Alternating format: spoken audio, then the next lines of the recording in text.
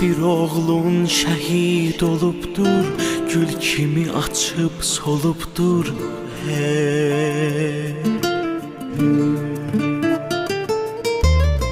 Qoyana vətən sağ olsun, hər ürəkdə bir dağ olsun.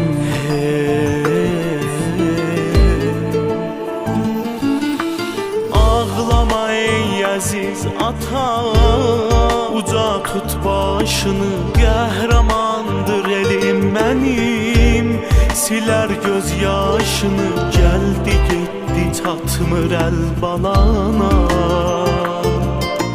canımız qurban gözəl balana.